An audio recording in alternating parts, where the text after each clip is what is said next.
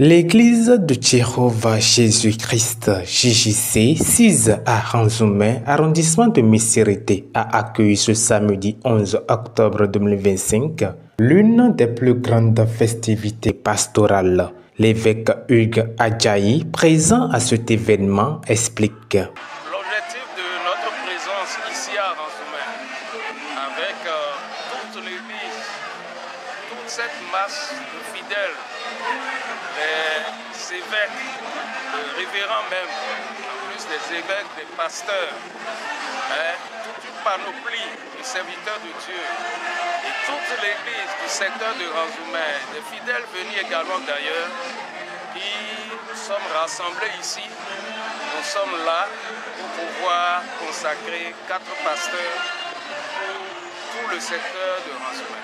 Bon, ce sont des gens qui ont déjà la connaissance de l'œuvre à laquelle ou bien du ministère auquel on les consacre encore.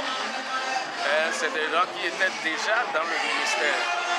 Donc on a choisi ce jour pour pouvoir les ordonner pour qu'ils puissent avoir maintenant l'onction qu'il leur faut pour continuer l'œuvre de Dieu, ce ministère-là, et que le royaume de Dieu puisse s'étendre davantage et grandir davantage.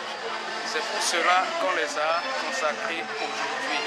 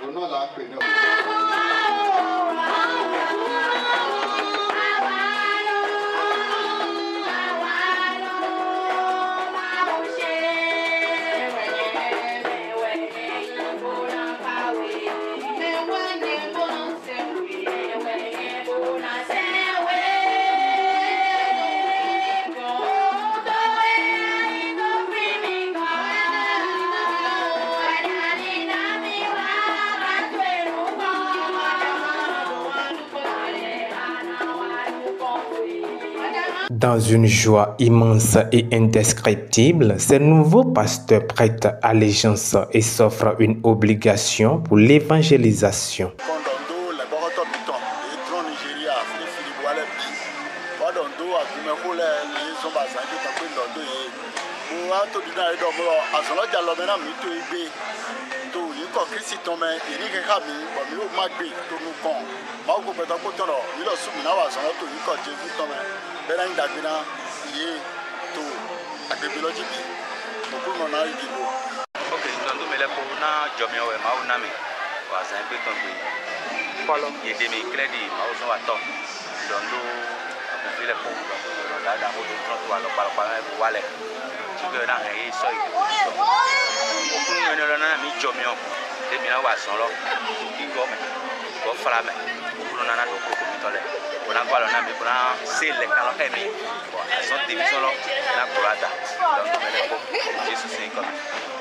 Lorsque nous avons reçu le salut de Christ, Christ nous a fait, il nous a donné l'ordre d'aller évangéliser. Évangéliser, faire des disciples, baptiser les gens au nom de Jésus, implanter des églises. C'est dans ce but que nous sommes en train de recevoir encore l'ordination aujourd'hui pour pouvoir exercer l'œuvre que le Christ nous a, pour accomplir la grande commission que le Christ nous a confiée.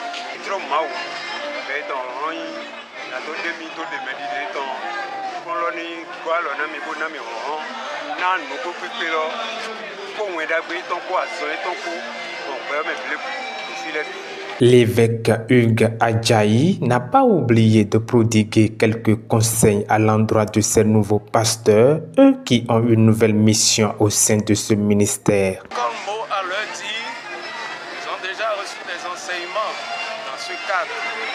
Et encore aujourd'hui, la communication, la prédication de tout à l'heure a encore, disons, insisté sur l'événement. On les a exhortés. Donc, ils ont besoin d'avoir encore davantage d'engagement pour l'œuvre. Et surtout beaucoup de patience. Beaucoup de patience pour pouvoir véritablement marcher avec l'Éternel. Donc, c'est une œuvre spirituelle. Ce n'est pas une œuvre humaine. Donc, ils ont besoin vraiment de patience. Ils ont vraiment besoin d'avoir la vision et d'évoluer dans la vision que l'Éternel va leur donner pour pouvoir évoluer dans le ministère. Les promesses sont faites. L'engagement est donc pris pour conquérir le monde entier et gagner les âmes perdues pour le grand bonheur de Dieu Tout-Puissant. Ce jour, samedi 11 octobre 2025, restera gravé à jamais dans le cœur de tous les fidèles présents à cet événement.